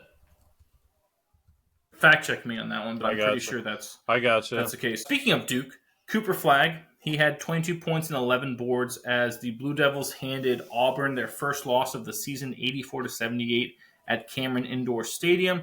Cooper Flagg is legit. He's a lot better than I thought he was going to be. To be honest, I haven't gotten a chance to. He's really good. He's the real deal. He reminds me of watching like Jason Tatum and Zion Williamson when they were at Duke. Just like the pure just control that he has. Yeah, maybe some decision making is the result of him being young, the same way you saw with Tatum and Zion. But his physical body control is so 6'9"? 6'9", yeah, is so elite. The same way those two guys were so elite, controlling their large frames as well. With combining the skill that those guys had, he reminds me of watching those guys. He won't stick around long. He'll go. Well, he's going to be he's been the projected number one pick for like since years. Yeah, crazy. Former number one team Kansas, they lost their first 2 games of the season this past week. First at Creighton, 76-63 in the Big 12 Big East battle. Where's Creighton again, boy? Omaha. Thank you. Because I think Wesley Son. Peyton Manning has a trademark on the Nebraska? other way to say it. Yeah. So you're a Cornhusker. Hype. Yes. Thank you. And then their second game, they lost to longtime rival Missouri, right? 76-67. Yeah, for the layman. Think of Missouri. Did they have Grandpa in the Simpsons thing? They did, yeah. Because my favorite Grandpa quote ever is when Lisa goes, "Grandpa, there's only 49 stars on this flag." And he goes, "I'll be long dead before I recognize Missouri." So Missouri just catching strays. Yeah, well, even when they won. Both teams stormed the court, by the way. Creighton, it was their second win in a row over the number 1 ranked team in the country playing them. In the spring, they beat UConn in February, who was ranked number 1. So don't play Creighton if you're ranked number 1, by the way. Unfortunate for Creighton, their starting point guard, Pop Isaacs, is out for the rest of the year. Hip surgery? Hip surgery. Yeah. He transferred from Texas Tech. Yeah, Texas Tech, yeah. Pop. Yeah. Mizzou was their first win over Kansas since February of 2012, so over like 12-and-a-half-year drought. It's the 4th time the Tigers have beaten the Jayhawks when KU was ranked number 1. So Kansas, don't play these 2 teams when you're ranked number 1, by the way. Bill Self, by the way, did give props to Missouri and I believe Creighton, but definitely Missouri in the way they stormed the court. He said that was very well executed, storming of the court. I think they called a timeout before it was going to happen to kind of make sure they did it correctly. So, yeah. What's up? Yeah. Penn State, they straight up dominated Purdue. They led by as many as 27 points at one point in an 81-70 Nittany Lions victory over the number 8 Boilermakers. It's Penn State's first victory over a top 10 team since 2019. They're pretty good. I'm kind of shocked that they're not very good. That game woke me up to Penn State basketball. I looked up their record in the games they've played this year. They're putting up some numbers. Yeah. Big numbers. I think they have like 3 or 4 games over 100 points. And they're a team to look out for. Stevie said that they're going to be like a top single digit ranked team come March. Yeah, I believe it. And I'm surprised that they weren't ranked after that. Again, I mean, I would have to say it probably goes back to like brand bias because you're looking at Penn State. Like what? Penn State they have a basketball team? They don't fill the stands, and they will keep winning. You'll feel it. Yeah, It's a big enough school that success breeds more success, right? From that standpoint. Moving on to a game that featured 2 ranked teams, number 5 Marquette and number 11 Wisconsin, the battle for the Cheese State or the Badger State. We'll go with the Cheese State because Badger State means we're excluding the Golden Eagles of Marquette. But star guard Cam Jones, if you haven't seen him, he's electric. He had 32 points in 32 minutes to lead all scorers as Marquette beat Wisconsin 88-74. It's the Badgers' second straight defeat as they lost to Michigan earlier in the week. And the win snapped a 3-game losing streak for Marquette in the Cheese State series, which dates back like over 112 cheese curds, 110 years. Yeah, the cheese in that state, you have to sit down to eat it because your knees will buckle. It's that good. I remember going to like Milwaukee for our cousin's wedding. We had to get to Milwaukee first, And we're like, we got some time to kill. Like, let's just go sit down. I was like, the only thing I want right now is cheese curds and Miller Lite. And it was everything I could ever dream of. So good. Jesus. And then their official drink, their state drink is an old fashioned. God bless America. Interesting. Cheese. Yeah. Yes. I'm moving on. Number 4, Kentucky. They erased an 18-point second half deficit to force overtime versus Gonzaga. And then they held on to knock off the number 7 ranked Bulldogs in Seattle 90-89. In that extra session, Gonzaga had won 175 consecutive games when leading by double digits at halftime. They were up 50-34 at the half. Now, how asinine that number is. 175 straight times they're up 10 or more at halftime and won. That's crazy. Mark Pope's team, a tremendous victory for them in the battle in Seattle, which I guess they do every year. Apparently Gonzaga has not fared well, even though it's a freaking home game for them. Basically, I know it's across the state, but that's like, Virginia Tech playing in Washington, D.C. That place will be filled with Tech. Gonzaga, Spokane, Washington, again, across the state, but still. I mean, right, it's closer than, Yeah, like I said, like if Virginia Tech played a game Kentucky. Yeah, exactly. But that series has not been kind to the Bulldogs. They lost last year. I forget who they lost. They lost like 2 years ago or 3 years ago. But an impressive win by Mark Pope's Wildcats. And then the last one I have here, just because I wanted to say these names. Brooks Barnhizer hit the game-tying jumper with 41 seconds left to force OT. And Barnhizer. Nick Martinelli had 27 points, including 7 in the extra session for the Northwestern Wildcats as they knocked off the number 19 ranked Illinois Fighting Illini 70-66. Love those two names. Anything else before we move on to some women's hoops? No. Let's move it on to women's hoops. Yeah, moving on to women's hoops, which is going to bring us to our Mimosa Minute this week. Brought to you as always by Main & Co., the creators of the Modern Mimosa. Visit them at mainsip.com to order your Modern Mimosa today. You can also order some new releases. I think with French 75s coming up, a Mezcal Margarita they have coming up as well. So be on the lookout for those things. But yeah, Mimosa Minute brought to you by Main & Co., championing women's athletics since 2020. And like I said, we turn our focus to the world of women's college basketball. I'm going to start with Notre Dame. They had a crazy game against Texas earlier this week. Olivia Miles for the Fighting Irish hit the go-ahead scoop up and under. The shot was phenomenal. Drifting, falling away, getting hit by these 6'5" center for Texas and just scooping it up perfectly to put them ahead by 2 with less than 2 seconds left. But again, this was inexplicable. The Irish hip-checked Texas guard Rory Harmon as she's catching the ball 75 feet from the basket to foul her and give her 2 free throws, which she converted to send the game into OT. But in the extra session, Notre Dame dominated. They outscored Texas 12-2 to give the number 10 Fighting Irish the 80-70 victory over then number 4 Texas. Sophomore star guard Hannah Hidalgo for Notre Dame had a game-high 30 points, who also, they notched a big blowout win over Syracuse later in that week. So watch out for Notre Dame women's basketball. The same way you want to watch out for them football-wise. Fighting Irish. Yeehaw. Yes. Number 3, South Carolina. They flexed their muscles this past week. They had wins over number 8 Duke and number 9 TCU, the latter of which was on the road, and by 33 points. Jesus Amazingly, Christ. The Gamecocks don't have a single scorer who averages more than 11.8 points per game. They are so balanced in their attack. Almost every game, there's a different person who's the leading scorer. Everyone who steps foot on that court, 1 through 10 or 12, because they play a lot of people too.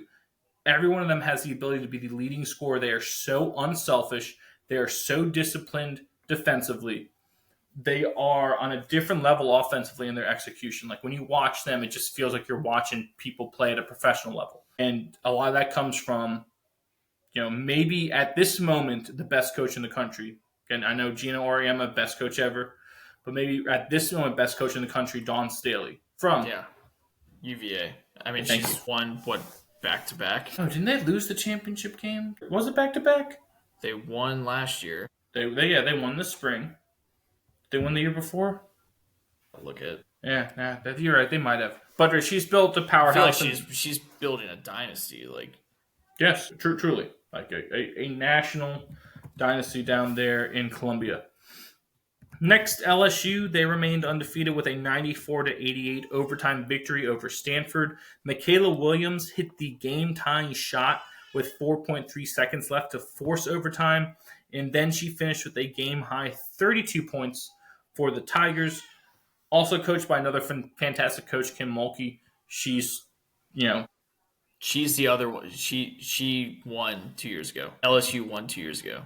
So it was South Carolina, LSU, South Carolina. That's what it was. That makes sense. LSU split the South Carolina wins. Yes. And then last thing here, Tennessee, they used a late 12-1 run, and they forced, get this number, 30 turnovers to take down number 17 Iowa 78-68 and improve to 7-0 on the season. 30 turnovers. It's ridiculous. Ridiculous. Yes, when that number is that high, you got to say offensively Iowa's doing something that needs to change. But when that number is that high, it also means that Tennessee's doing something defensively that is phenomenal. I think I was reading that their coach essentially does hockey line changes. Hell yeah. Like, just rapid fire. No one's out there more than 2 minutes at a time. Everyone's running through just like... So they're really running like press Virginia. Yes. So they... I wouldn't want to play that. That's hard to prepare for. It's different. Interesting. So I want to see that. That was what Tennessee. I want to see Tennessee play West Virginia. Oh, that'd be fun. How fun would that be? That would be fun. See if we get that matchup in the bracket in March. Anything else Mimosa Minute-wise before we move on to some hockey? Nope. No? Did you want to throw in volleyball or did you want to? Well, now that you mentioned it. Yeah, mention it. Yeah. I mean, the Division I volleyball bracket. Yes, I also didn't realize they do like a full. Oh yeah, basketball. Yes, they're in the Sweet 16, just like they would. But yeah, I do have a couple of volleyball notes if you want to pull up the bracket if you can find it. Okay. Creighton, the Fighting Omahans. Creighton volleyball, they advanced to their fourth Sweet 16 in program history, and it's their second straight Sweet 16 with a straight sets victory over Ole Miss. They're now running on a program record 24 straight victories, which now is the highest winning streak in the country in D1, which active right now. Oklahoma, they reverse swept UTEP. Reverse swept means, they drop the first two sets, then win the next three to advance. That's the third time this season the Sooners have reverse swept a team and they did that to move on to the Sweet 16. Missouri, they upsetted number 2 seed SMU to advance to their school's first Sweet 16 since 2017. And like I said, here's the updated bracket. Right, it looks like you got Creighton versus Texas, Mizzou, Kentucky. Creighton, Texas, I believe, is the back-to-back national champion. Yes, that's the powers are there. I think Wisconsin's still in it. If you scroll up. Or I thought they were. They are no longer in it. No, they're not. So we got Penn State, Marquette, and Pitt, Oregon. Is that our final 8 schools? I missed the Sweet 16. That's why. That is why. But no, I didn't. No, I didn't. Yes. Did not. Is Wisconsin? I don't see Wisconsin on here. Are they in the NI?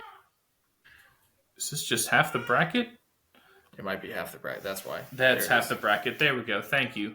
Yes, like I said, I thought Wisconsin. Yeah, we're in the Sweet 16. Wisconsin's still in there. They get Texas A&M, Stanford, Florida, Purdue, Louisville. Louisville's always very good, and Dayton and Nebraska. Who Nebraska is like, in a lot of ways, they're the face of volleyball. Like I said, it's amazing that Texas has won back-to-back national championships, and Nebraska's still. I mean, I guess there's blue bloods, right? In every sport. Yeah, they're like I said, they're kind of the blue blood. Really, you're right. Of volleyball, they sold out at Memorial Stadium. Is that what Nebraska's football stadium is? I think they sold that out for a volleyball game, largest attended volleyball game in the history of the sport. Yeah, it's pretty sweet. Pretty sweet, yeah. You got a lot of powers still there is what I'm trying to get at. Yeah, volleyball's a great sport. Yes, this needs to be like, hopefully in the future this becomes more of a bigger deal where they're showing these games more, because this, like, they need more commercials, they need more advertising. I know it's hard to get the money to do it, but volleyball is such a great sport. It is exciting from Jump Street, and is intense. They're great plays, and it's quick. It's easy to understand too. I was about to say, it is fairly easy to understand, right? Yes, there are nuances that I will never get. I've asked people before to explain to me. I understand, rotations, but you have to stay in your rotation, but they don't line up in two lines like you would teach kids in like a PE class, right? They're lined up in different formations, but you have to stay in your rotations. That part is beyond me. I need a coach to explain that to me. Also, the substitutions and the libero usage, there's a lot of nuance in that, and that's where the coaching comes in. And like we said before, that's a big way how good coaches do stuff. But I do know that you often see a libero subbed in, or someone subbed in when you have a middle blocker go to the back, rotate to the back line, because normally your middle blocker is your biggest person who's not as good at defense. So you want a smaller, quicker person out there for defense. So you might see that libero or someone come in for that middle blocker when they reach the back line or when their service is up. So that made complete sense to me. That makes a lot of sense. But there's a lot of other stuff too that I don't get. But like you said, the gameplay, just straight up, the ball being put in play is very easy to follow. You get 3 hits, got to get over the net, and that's it. Got to hit the ball and bounce. Don't touch the net. It's intense. It's exciting. The hustle plays, like all of it's there, right? The big spikes, the digs, the like saving one from out of bounds and getting it over, like all of it's there. I think it's a great sport that needs to be celebrated more. I agree. Can we move on? Yeah. We good? All right, get some hockey. Just because Kamlo, I had a Caps thing here that I wanted to just give you to lighten the mood. Right. Tom Wilson? Yes. The Capitals and Tom Wilson, they've won their 8th and 9th straight road games with wins over the Maple Leafs instead of Maple Leafs. Eye roll. And the Canadiens instead of the Canadians. Double eye roll. The latter of which was a 2-goal comeback punctuated by Tom Wilson's tying and go-ahead tallies in the third period. After taking a slapper off the face. Oh, did you see his face? I saw his face. He had a head growing out of the side of his face. Oh my. Steve, did you see the pictures of this guy? No. It was like when Peter Griffin has his vestigial twin coming out of his shoulder. Yes. Only it was out of his face. Out of his face. Is that a goiter? Yeah, I mean, it might as well have been. It was the size of a football. Mm-hmm. This football-sized lump jumping the side of my neck. Oh, my God. Yeah, look at this. Yeah. Oh, it didn't get better. Crap. Yeah, this guy, he takes a slapper off the face, gets checked out, and then in typical hockey guy fashion, after the game when he was asked about it, he was like, my dad always taught me, if you can go, you go. And I could still play. I had more to give. Yes. And yes, it was the best. It's probably the biggest hockey quote of all time. That's why he's our next captain. The guy is a warrior. My gosh, I was disgusted and proud. That's the best way to describe it. Disgusted and proud. Yes. That probably sums up Tom Wilson's career, to be honest. Oh my gosh, disgusted and proud. It was awesome. Yeah. Your Caps, Kamlo, by the way, they are now tied for the league lead in points with 40 with Minnesota and Winnipeg, who happen to be in the same division, which doesn't help them. Yeah. But they're playing as well as anyone right now. Yeah, they look good. Yep, I got some sad Flyers news here. The Panthers, they blew a 3-0 lead to the Flyers and then found themselves down 5-4 before scoring 3 straight goals in the final 6 minutes of game time to defeat Philadelphia 7-5. Matthew Tkachuk had a goal and 4 assists in that contest. It's the perfect psycho. Yes. Reggie Leach. Yes. The Bruins, they scored 2 goals in the third to force overtime. I believe against the same Flyers. And then Pavel Zacha buried the OT winner for Boston as they defeated Philadelphia 4-3. It was Boston's fourth straight win as they haven't lost yet in December. The Rangers, my Rangers are scuffling and... Who's their new captain? I don't even know. You don't have to name a captain, Yeah. But Kamlo is alluding to the Rangers traded captain Jacob Trouba. It's the third straight Rangers captain that's been traded in the middle of the season. But after Ryan McDonough and Captain Ryan Callahan, who's over my left shoulder over here. The Callahan trade, I think, caught everyone by surprise. I was a Callahan fan. I love Callahan, Captain Callie. I like McDonough too. I love both of them. I didn't have an issue with McDonough USA either. jersey. You do. That was it's a good jersey. That was a gift. I'm keeping it, Todd. It was a gift, Todd. The painting was a gift, Todd. Why don't you go out and play some sports? Oh, would that make you happy, Dad? Jeremy tried to seduce me. Risdy. Ocean, you are my bitch lover. Did they say Death, you are my bitch lover? Yeah, Death. Oh, was it Death? Oh, he was sitting by the ocean. Bitch lover. Yeah. Risdy, great school. Yeah, it looks bad trading a captain. It looks even worse when it's the third in a row that you've done. A lot of the Rangers players lauded Trouba for the way he handled the public trade rumors, which is not something you see in hockey, because hockey is such a very by the book, gentlemanly type of conduct that you want to pursue, right? But man, I like Trouba. It is what it is, right?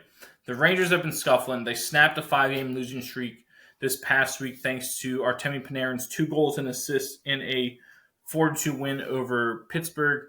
But that winning was short-lived because the Blue Shirts went on to lose their next 2 games, including a 7-5 defeat to the Seattle Kraken, where Seattle scored 5 straight goals between the second and third periods, and they followed that up with a 2-1 defeat to the league-worst Chicago Blackhawks. So you talk about a club in complete disarray, right? You ship off your captain to Anaheim for really not that much in return. Maybe this kid with a crazy Finnish name turns out to be an absolute Adam Fox McDonough stud, but you don't know that. That's really all they got in return was him and a pick for your captain, which captains have an immeasurable effect on the team. So I don't know. At this point, it needs to get turned around. It has to get turned around fast. They just gave Shesterkin a giant extension. Show up. 7 goals? Are you kidding me? It can't happen. No, and that's a guy who was a Vezina finalist, 2 years in a row, and they made a deep playoff run last year. Yeah, that they fucking figure it out. They have as much talent as any team in the entire league. Figure it out. I agree. The boys don't hate to lose. Yes. Last one here, Andrew Kopp and Moritz Seider. I hardly know her. Scored in the third to force overtime for the Red Wings versus the Buffalo Sabres. And Dylan Larkin, who will be representing Team USA during the Four Nations face-off, delivered the winning tally in the shootout as Detroit took down the Sabres 6-5 Monday. That was a fun game to watch. Able to watch on ESPN Plus, by the way, on Hulu. That was fun.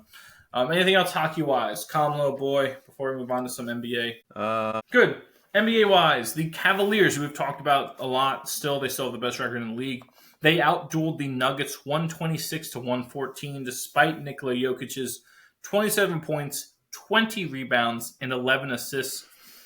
They did this thanks to Donovan Mitchell's 28 points and Karis LeVert's 21 off the bench for Believeland. Sticking in the believing land, Evan Mobley, the center, he became the second Cavalier ever with 40-plus points. He had 41. 10-plus rebounds at 10, and 6-plus three-pointers. He went 6 of 8 from downtown. In Cleveland's 116-102 win over the Hornets, the other player to do so was LeBron. Shocking, right? Cleveland has now scored over 100 points in all 25 games this season, and they lead the league in points per game at 121.4. This is a team that, Donovan Mitchell isn't always their leading scorer. He is their leader, but again, you might find out where Mobley's the leading scorer. Darius Garland's the leading scorer, right? It rotates. It changes. They are so deep. It's fun to watch. This next one here, boy, thinking of you. This reminded, I don't know why. Pat Spencer. He's 28 years old. I watched him check into the game for the Warriors versus the Timberwolves. He made his debut late last year. He holds the Division I men's lacrosse record for assists while playing at Loyola, Maryland. Then he transferred to Northwestern and played basketball there for a year. He is the older brother of Cam Spencer from UConn, who's currently on the Grizzlies. Thought that was cool. I feel like you were a big Cam Spencer fan at Ucken. Awesome. Yeah, that's his older brother. I was like, watching this, I was like, who the hell is this? I believe Cam Spencer also dropped like 50 in a G League game or something. I'm not surprised at that. But yeah, wow, that's interesting. Yeah. Speaking of the Grizzlies, the John Chris Morant, Hogan of the NBA. Yeah, you're right. It's the exact example. It's the same thing. John Morant and Jaren Jackson combined for 59 points, 32 and 27, respectively, in Memphis' 127-121 victory over the Celtics in the Boston Garden. Pretty impressive there. Good win for Memphis. Cade Cunningham from? Cade is from, I want to say, Oklahoma State. Correct, no, Oklahoma State. Yeah, okay. He had 29 points, 15 assists, and 10 rebounds to lead the Detroit Pistons to a 120-111 victory over the Knicks Saturday night. It was Cunningham's fifth triple-double of the year, which is still three behind Nikola Jokic for the league lead. And speaking of Jokic, the three-time MVP is averaging 32.3 points per game, which is second in the league. 10.6 rebounds a game, which is first in the league, and 10.2 assists a game, which is good for second in the league. He's literally top two in points, rebounds, and assists, and averaging a triple-double. He is redonkulous, is what he is. If he were American, you'd be hearing about him all the time. I think the fact that he is Serbian and that he plays in Denver, he gets shortchanged. He's the best player on the planet. I don't think that is that crazy to say. He's the best basketball player in the world right now. Yeah. And it's amazing that you would have to, almost like pulling teeth to get someone to say that is just crazy to me. Well, because people don't want to hear the words right now or like look at it and then because they're like, well, LeBron's still playing. Like it's not career. It's who's the best player right now. It's Jokic. Well, they also don't want to give it to a big lumbering Eastern European. Right? That's just it's straight not, up. Yeah, that's right. That's not what the NBA wants. The NBA wants to promote like the athleticism, the exciting player, and Jokic is just who wants the incredibly fundamentally sound, unselfish guy whose second language is English, right? They don't want that. But then they want to turn around and say, "Oh, we're the global game," and look at all this crap about all these players coming from all over the world, right? Look at our fancy colors on our courts, which burn my retinas. I actually can't watch the game. I legitimately I can't. I've looked at like the highlights or whatever, and it's like I can't do it. I'm doing this. Like I'm about to have like a migraine or something. Yes, my stomach starts to get upset. My head starts to hurt. I'm like, I can't. Sorry. I'll wait for it to be done. It's worse than Oregon's court. Yeah. I actually don't mind Oregon's court. It's way worse. I don't mind it now after looking at that crap. Yes. Mm-hmm. All right, moving on to our final segment, which is our favorite segment, brought to you each week by One Legacy Title and Escrow in Jacksonville, Florida. Visit them at onelegacyflorida.com to see how they can help you with your next house closing. One Legacy Title and Escrow, because your legacy matters. And this week, in honor of the Heisman Trophy being handed out, we turned our favorites to our favorite Heisman winners of all time. Have to be winner, right? Who wants to start? Conley, you want to go? Yeah. I know who your number one is, by the way. I have to know it. Yeah. Okay, we'll get there. Save it. Allegedly. Save it. Build to that.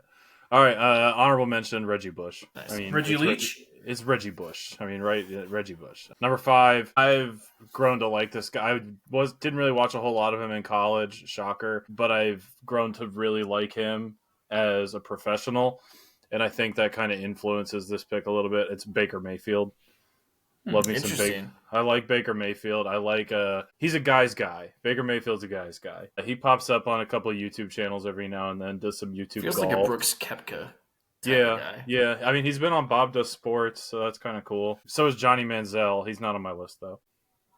Spoiler alert. Number 4, Sam Bradford. I just like Sam Bradford. 2 Oklahoma guys there. Yeah. How about that?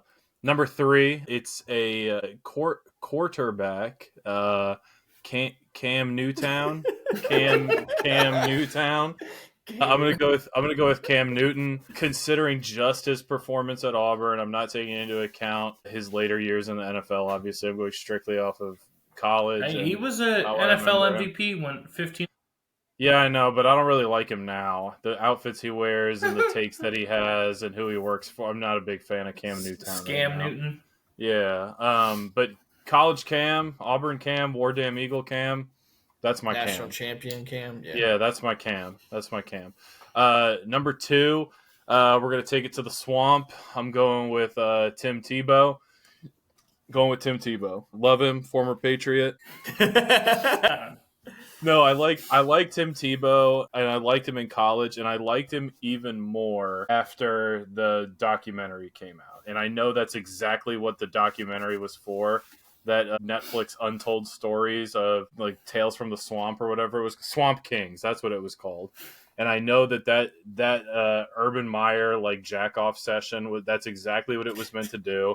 It was meant to get people to like Urban Meyer and get people to remember Tim Tebow and the hoodlums that were on that team. But it worked. Okay, I'm not ashamed to admit it. It worked. I like Tim Tebow.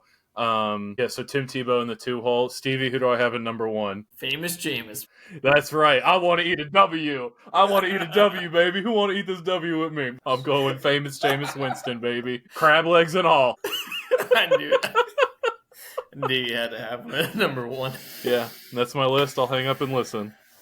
All right. I've got honorable mention. Same as you, Kamlo. Reggie Bush. Really? Yeah.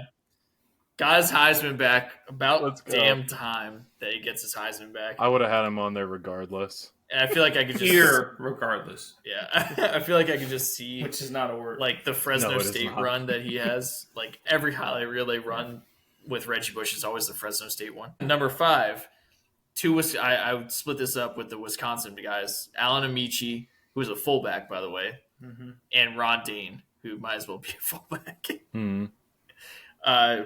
I think that's great that the 2 Wisconsin guys are just 2 bruisers. Number 4. It'd be nice if the current Wisconsin coaching staff would embrace that mantra and legacy as opposed to running bullshit, shotgun, no fullback lead blocker zone. Golly, Nick. Out there. It has to be said. Skewer him and roast him, why don't you? Jesus. The boy would... I 100% agree with you. Yes. I corroborate. Like he would corroborate my entire testimony. I don't like watching Wisconsin football anymore. No. Like I used to watch, no matter who they like, how good they were. Like you always knew they were most likely going to get beat by Ohio State or or lose the Rose Bowl or whatever. But at least it got there and they were good and they would run Melvin Gordon and Monte Ball and hell even Braylon Allen and Jonathan Taylor and James White and I could keep going. PJ Hill, John Clay, like. On Clay, yeah. No, and now you got a team that had the same record as freaking UVA. Yeah, that's straight up embarrassing. That's really bad. Anyway, moving on before I digest Wisconsin football. Before I flip the TV. Yeah. Number 4, I think the greatest athlete ever, Bo Jackson. It's fair. I mean, just unstoppable, especially in the that old-timey football game that they have. I think Tecmo Bowl. Yeah, Family Guy's got a thing on that one too. You can't use Bo Jackson. He's a cheat code. He's like, I'm going to go this way. Number 3, I'm with you, Kamlo, Tim Tebow. Timothy Let's go. Tebow. Have to have him. Himothy. The original Himothy. Yeah. I mean, just what an absolute animal on the football field.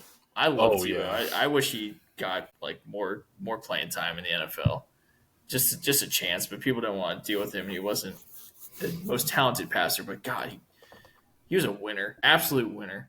Oh, yeah. Number 2, I think this guy played for the greatest team ever. The 2019 LSU Tigers, Joe Burrow. His numbers are beyond stupid. Yes. And that was a fun season to watch for him, too. Yes. Mm-hmm. That was, I believe, Jamar Chase and Justin Jefferson were on that team, and Clyde Edwards-Helaire. I think there's something like 20 NFL players on that team. Yeah. Go Tigers. I truly believe that may be the best college football team ever. Okay. Number 1, have a case. Number 1, I think the guy that maybe carried his team more than anyone on this list, Famous Jameis. No, Lamar Jackson. Yeah. I'm not going Jameis. No. Lamar Jackson was, he's a better version of Michael Vick, in my opinion. That's a hot take. I was going to say that's a hot take. That's a hot take. And I'll tell you why, boy. Lamar Jackson wouldn't exist without Michael Vick. And if Michael Vick played during the time that Lamar Jackson and just played now, right, he would have put up better numbers than what we saw Michael Vick put up, because the offenses would have been more tailored to him. We'd be able to use his athleticism more. Think about the number of times that Michael Vick took snaps under center. Are you kidding me? Yeah. With his athleticism, putting him under center is handcuffing him, right? True. Think about it, he would have been able to take every snap out of the shotgun.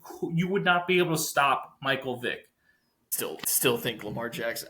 Maybe we shouldn't say who's better, but I love Lamar Jackson. I think he's unstoppable, and especially that college year at Louisville. Freaking Louisville. Yeah.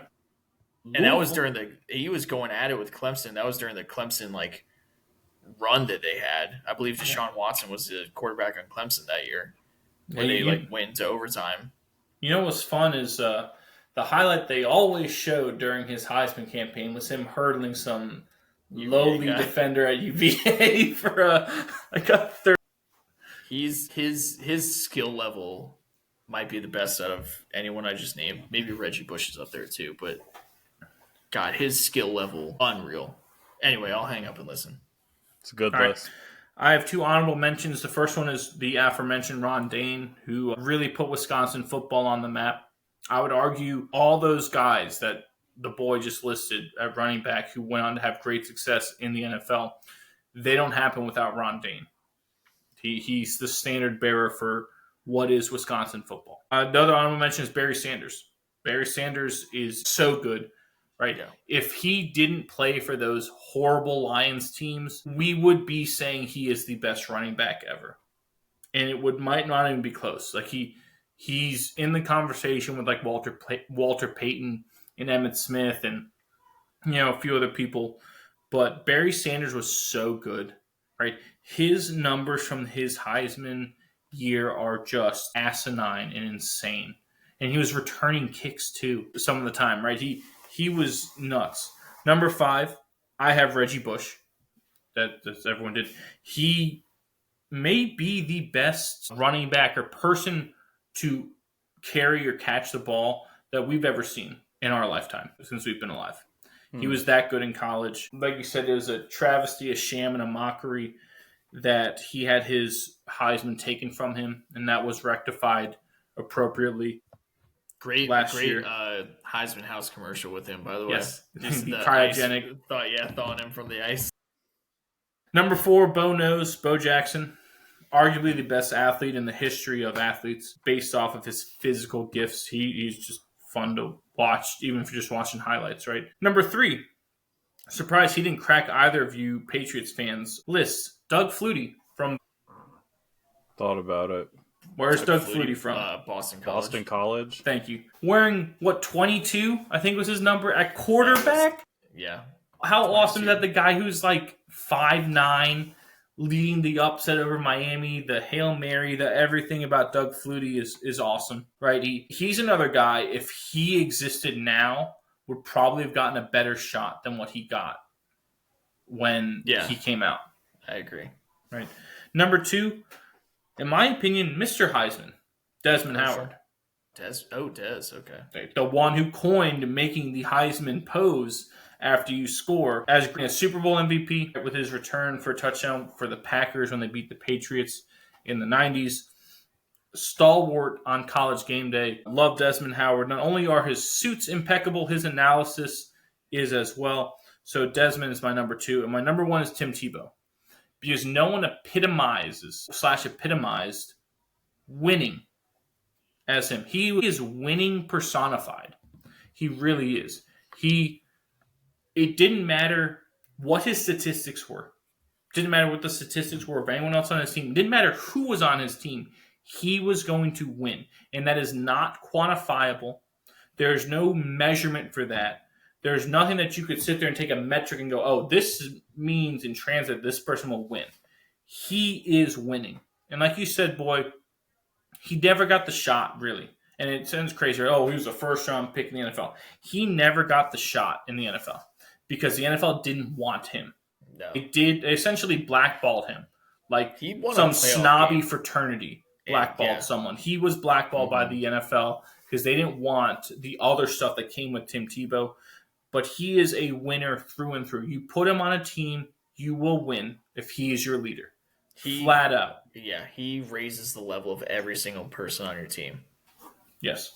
And that's why he is my number 1 favorite Heisman Trophy winner. Yep. Love it. I'll hang Good list. Good list. All right, that's going to do it for us here at What Caught My Eye for our episode this week. As a reminder to follow us on all of our socials at WCME_sports. It's on Instagram, on Facebook, and on X, formerly Twitter. Our episodes drop every Wednesday at noon on Spotify and on YouTube. For the boy Stephen Vesci and the man Stephen Comlo, I am the coach Nick Vesci. Reminder, be decent to each other. Have a good one. We'll see you next time. Take care, Guatemala.